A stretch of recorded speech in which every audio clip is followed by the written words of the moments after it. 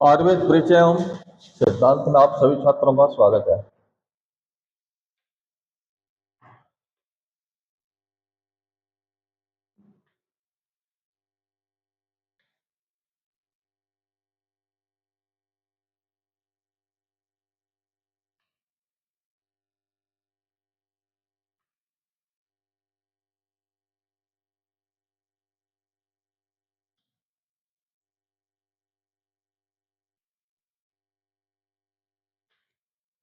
कल अपने क्या पढ़े थे?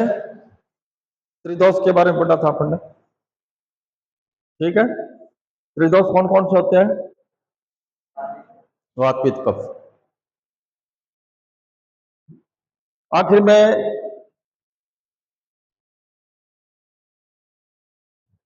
आज अपन पढ़ेंगे ऋतु के अनुसार रस की उत्पत्ति। लिख लो,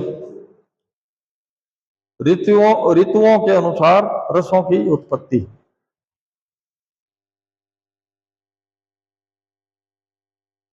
ऋतुओं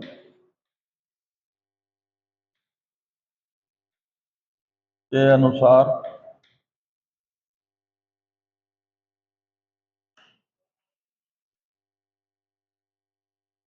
रसों की उत्पत्ति।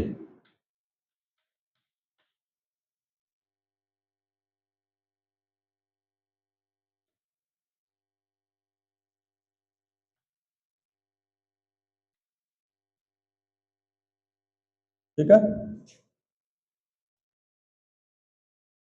रस कितने हैं? छह। कौन कौन से? मधुर, हाँ, तिक्त और कषाय। मधुर, अम्ल, लवण, कटु, हाँ, मधुर, अम्ल, लवण, कटु, तिक्त और कषाय।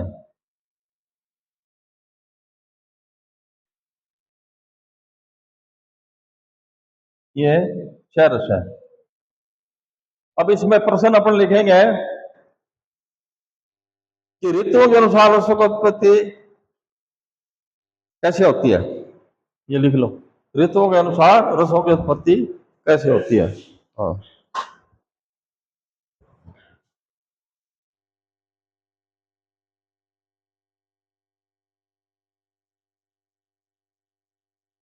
देख लिया।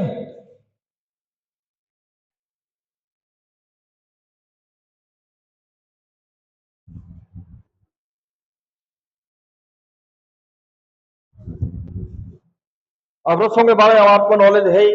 मधुर, अम्ल, लवण, कटु, तिक्त, कषाय, इसको दिखाने की जरूरत नहीं है।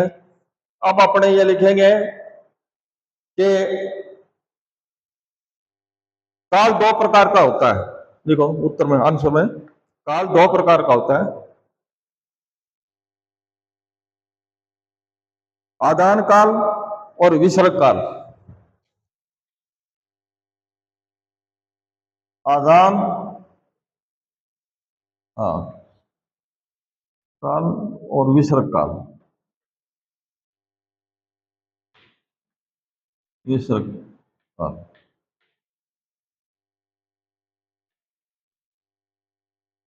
ठीक है। अब इसके अंदर क्या है? आदान काल में कौन सी ऋतु आएगी, विसर्ग काल में कौन सी ऋतु आएगी। अब ऋतु कितनी प्रकार की होती है? हाँ, छह प्रकार की। कौन कौन सी? हेमंत, शिशिर, वसंत, ग्रीष्म, वर्षा और शरद। ये कंटिन्यूस है। देखो, हेमंत के बाद में शिशिर आएगी, शिशिर के बाद में हेमंत, शिशिर, वसंत, वसंत के बाद में क्या आएगा? ग्रीष्म, ग्रीष्म के बाद में वर्षा, वर्षा के बाद में शरद। इस तरह से याद होगा ये, ठीक है। हेमंत, शिशिर, वसंत, ग्रीष्म, वर्षा और शरद। पहले गर्मी आएगी, फिर बाद में बरसात, फिर क्या होगा? सर्दी। तो तीन तो ये हो गए। अब जैसे आदान काल में कौन सी ऋतु है? शिशिर, वसंत और ग्रीष्म। ये आदान काल है। इसमें शिशिर, शिशिर, हैं? शिशिर, वसंत, वसंत, शिशिर, वसंत का और ग्रीष्म।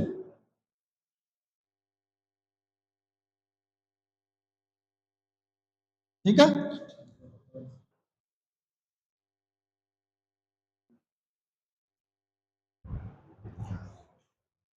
ये आपने लिखा है ना, ये इसको ग्रीष्म ऐसे कर दो, ग्रीष्म। तो शिशिर, वसंत और ग्रीष्म आ गया ना। ये जो अपने रस है नहीं, अब आगे आएगा वो। आदान काल में ये तीन ऋतु है। आदान काल में शिशिर, वसंत और ग्रीष्म। अब आएगा आपका विसर्ग काल। वर्षा, शरद और हेमंत। वर्षा, शरद और हेमंत।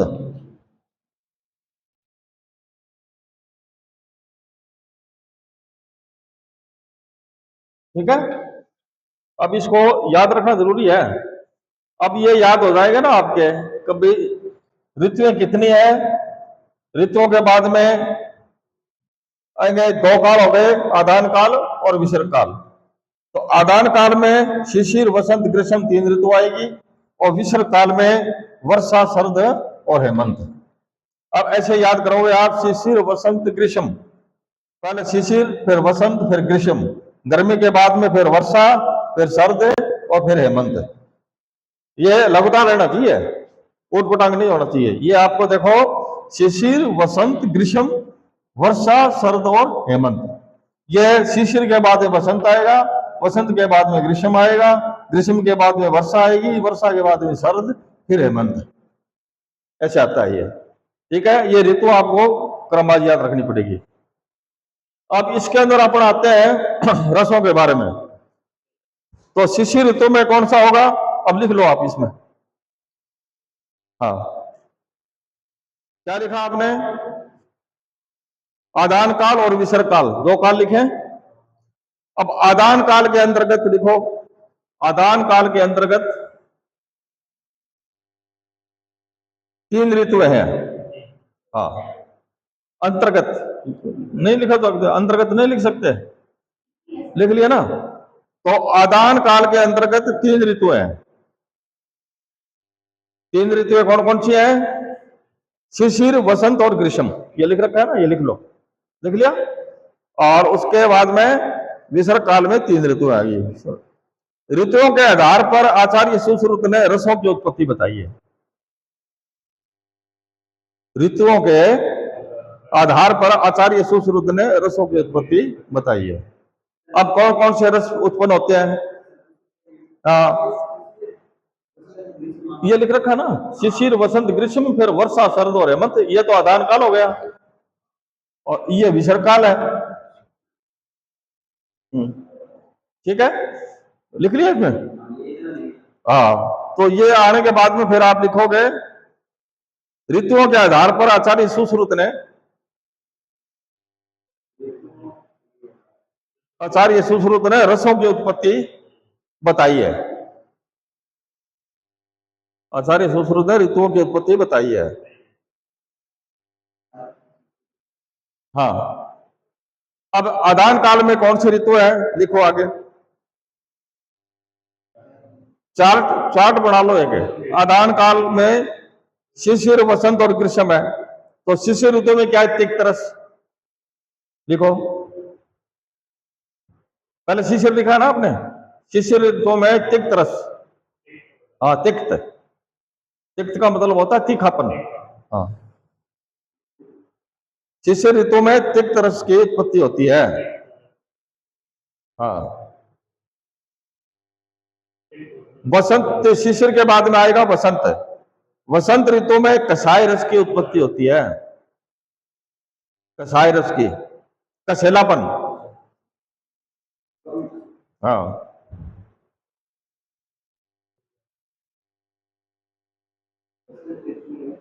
हाँ, कसाई रस की उत्पत्ति होती है।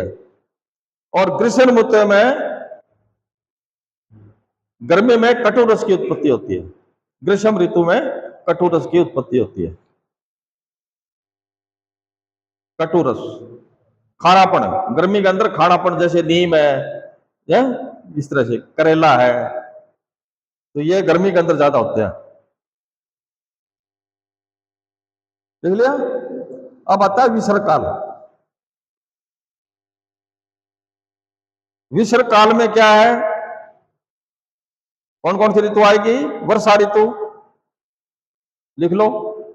विसर्ग काल में वर्षा ऋतु में अम्ल रस की उत्पत्ति होती है। हाँ, अम्ल रस की, खट्टापन। हाँ, अम्ल रस, अम्ल कहते हैं खट्टे को, हाँ, की उत्पत्ति होती है। हाँ, शरद ऋतु में लवण रस की उत्पत्ति होती है। शरद में लवण रस की उत्पत्ति होती है।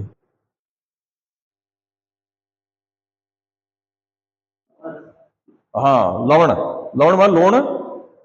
हेमंत ऋतु में मधुर रस की उत्पत्ति होती है। हेमंत ऋतु में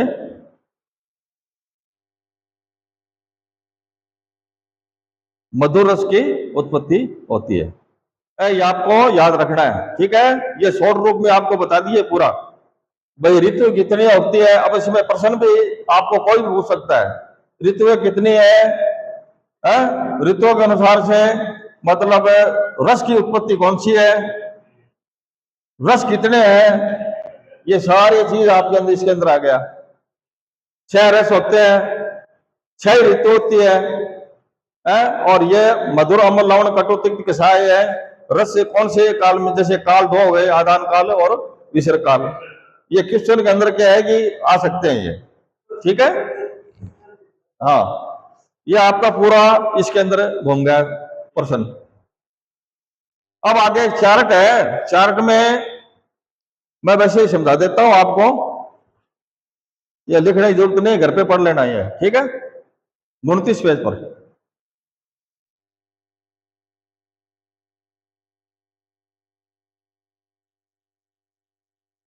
आगे ना, अब इसके अंदर महाभूत आया है। महाभूत किसे कहते हैं, कितने होते हैं? कल ही बताया मैंने महाभूत के बारे में। हाँ, 5 होते हैं। कौन कौन से? आकाश, वायु, तेज, जल, पृथ्वी। आप पढ़ते नहीं हो?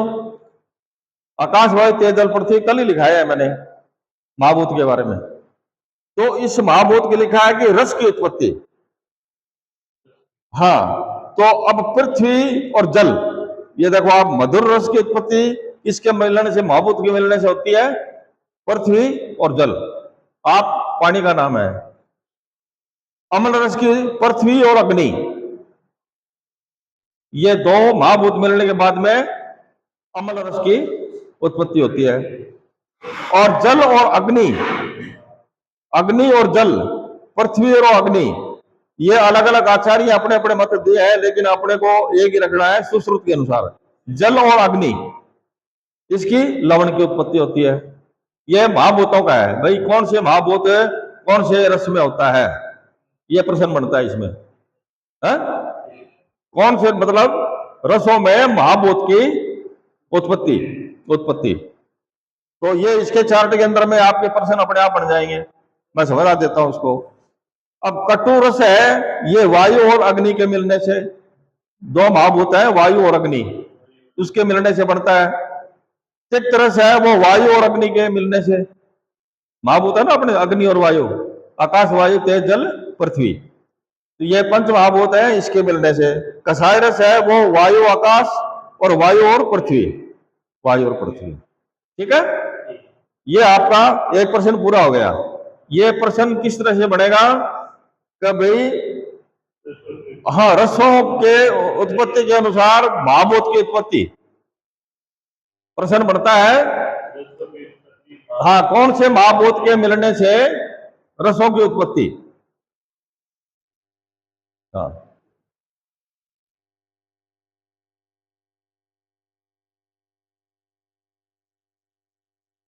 महाभूतों के अनुसार से रसों की उत्पत्ति। बस ये प्रश्न बन गया आपका।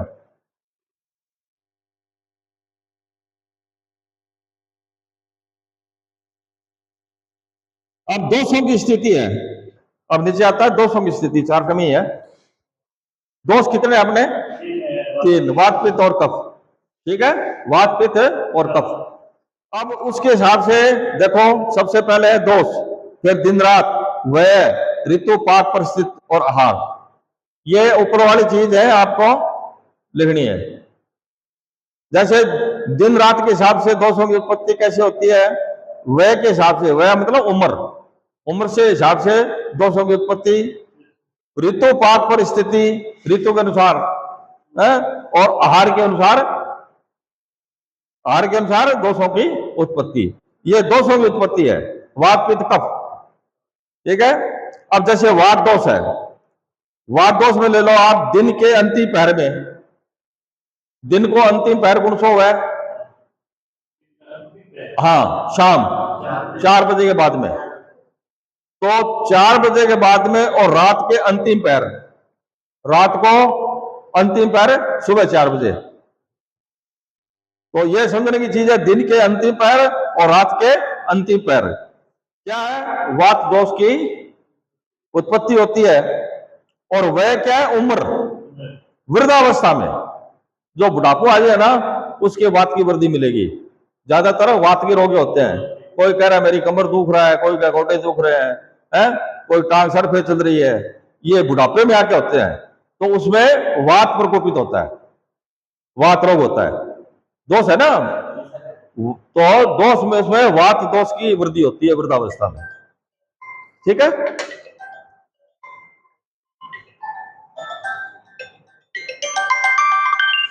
हाँ सुनो,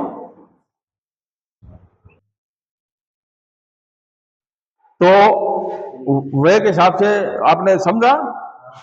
पित्त दोष जो है, वात दोष है, वो दिन के अंतिम पहर, रात के अंतिम पहर और वृद्धावस्था में। ऋतु के हिसाब से क्या है? ग्रीष्म ऋतु में इसका संचय होता है, वर्षा ऋतु में प्रकोप होता है, और शरद ऋतु में शमन होता है। इसका मतलब समझ गए आप कि ऋतु है ग्रीष्म, गर्मी के अंदर इसका इकट्ठा हो जाता है शरीर में, वात रोग है नहीं, वायु वो गर्मी के अंदर इकट्ठी होती है, और वर्षा ऋतु में उसका प्रकोप होता है। वर्षा ऋतु के अंदर कई बार देखते होंगे आप कि भाई सड़कें चलने लग जाती है वर्षा ऋतु में, जिसी के हाथ गोड़े ज्यादा दुखते हैं, बोले भाई वर्षा ऋतु में दुखते हैं, तो उस समय इसका प्रकोप होता है वात रोग का। और ये बोलते हैं इसको शरद, ये समन, इसका समन कब होता है? शरद ऋतु में। सर्दियों के अंदर क्या है? वात रोग का शमन हो जाता है, फिर ये वात रोग खत्म हो जाते हैं अपने आप ही। ठीक है नहीं, ये थोड़ा सा ध्यान रखने की बात है। उसी हिसाब से पित्त दोष दिन के मध्य, दिन के मध्य कौन सा आता है? दोपहर। दोपहर के अंदर पित्त की वृद्धि होती है। पित्त किसको कहते हैं? जठराग्नि। ठीक है, जठराग्नि का नाम पित्त है। तो वो दोपहर के अंदर ज्यादा बढ़ती है, और रात्रि के मध्य पैर, आधी रात को। हाँ, जैसे ऊपर वाला है ना, दिन के अंतिम पैर में, रात के अंतिम पैर में, और ये है दिन के मध्य और रात्रि के मध्य, पित्त दोष प्रकोपित होता है। और उसके बाद में कफ, ये प्रातः काल, सुबह मॉर्निंग में, और रात्रि के प्रथम पैर, रात्रि के प्रथम मतलब 7, 8, 8, 9 बजे, रात्रि का प्रथम पैर 8, 9 बजे, और प्रातः काल मतलब सुबह 8, 9 बजे कफ की वृद्धि होती है। तो ये थोड़ी सी समझ लियो, ठीक है।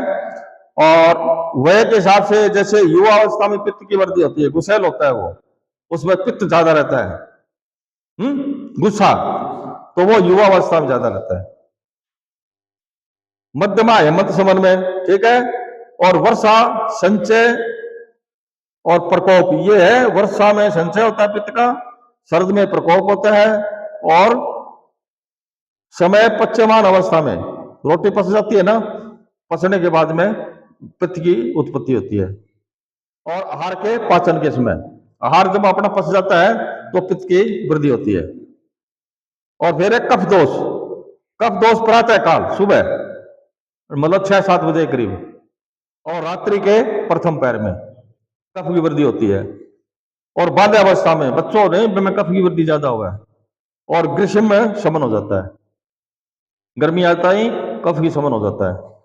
और उसी हिसाब से हेमंत ऋतु में संचय होता है, वसंत में प्रकोप होता है इसका करने के पश्चात, ठीक है। और आहार करने के बाद में कफ की वृद्धि। तो इसलिए ये वात पित्त और कफ है, ये थोड़ा घर पे जाके और समझ लेना पड़ा था, नहीं समझ में आए तो पूछ लेना, कोई बात नहीं है। अब है रसों के गुणक्रम। रसों के गुणक्रम, रस कितने बताए मैंने? 6। मधुर, अम्ल, लवण, कटु, तिक्त, कषाय। तो मधुर रस में लिखोगे तो आप थोड़ा सा लिख लो। हाँ, मधुर।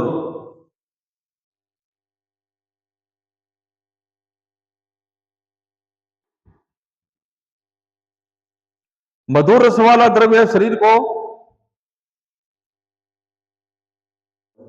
हाँ, मधुर रस वाला द्रव्य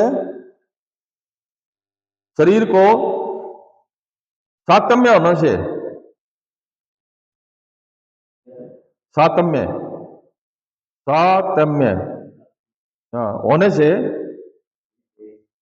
रस, रक्त, मांस, मेद, रक्त, मांस, मेद, अस्थि, मज्जा और शुक्र बढ़ाने वाला होता है।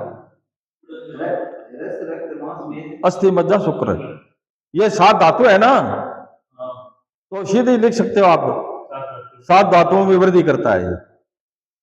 रस, रक्त, मांस, मेद, अस्थि, मज्जा, शुक्र, ब्रैकेट में कर ले 7 धातुएं। हाँ, इसकी वृद्धि करता है, ठीक है, बढ़ाने वाला होता है, लिख लो, बढ़ाने वाला होता है। हाँ, आयु के लिए सुखकर होता है। मीठो खाओ तो आपने आनंद को नहीं आ गया, तो आयु के लिए, हाँ, आयु के लिए सुखकर, सुखकर, हाँ, होता है। मन के साथ ये तो रहने दो, चलो। शारीरिक बल को बढ़ाता है, शारीरिक बल को बढ़ाता है तथा रूप को निखारता है, रूप, रूप को निखारता है। अरे भाई, शरीर मुख के ऊपर रूप होता है, उसकी सुंदरता, रूप का मतलब सुंदरता, उसको बढ़ाता है। मीठा खाने से आदमी सुंदर हो जाता है, ठीक है। शरीर में बढ़े हुए पित्त को, हाँ, कम करता है। बढ़े हुए पित्त को, शरीरगत विष को तथा बढ़ी हुई वायु को शांत करता है। हाँ, बढ़े हुए पित्त को, हाँ, शरीरगत विष को, शरीरगत विष जहर होता है ना शरीर में, कई बार जैसे खाना पीना खाते हैं तो विष भी बन जाता है, विष को तथा बढ़ी हुई वायु को, हुई वायु को शांत करता है। ठीक है। और तृष्णा को दूर करता है। तृष्णा किसको कहते हैं? तृष्णा, प्यास को, प्यास को दूर करता है। हाँ, त्वचा, केश लिख लो, त्वचा मानी चमड़ी, केश मानी बाल, और कंठ के लिए लाभकारी होता है। केश, कंठ के लिए लाभकारी होता है।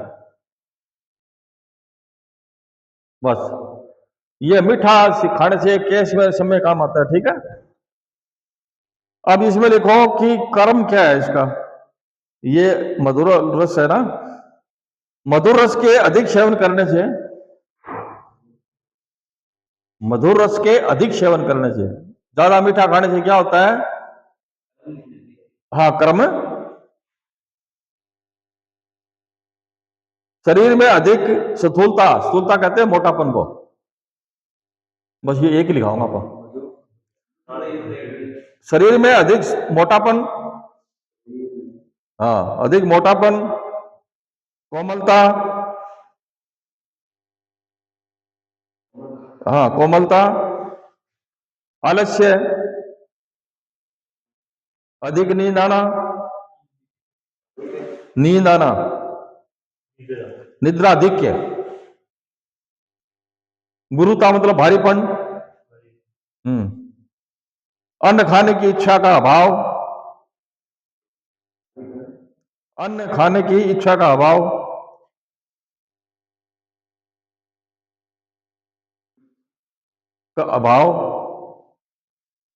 अग्नि की मंदता, जठराग्नि है ना, उसको मंद करता है मीठा, की मंदता।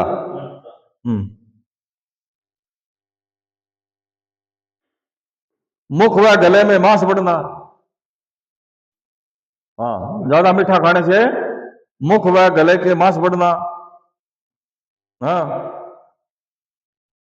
श्वास, काश, श्वास, श्वास का मतलब, श्वास मतलब क्या है, श्वास ज्यादा, यानी कि वो दम उठना करते हैं ना, अपने दम उठ जाता है, दम, दमा, तो उसको श्वास बोलते हैं। श्वास, काश, सर्दी। हाँ,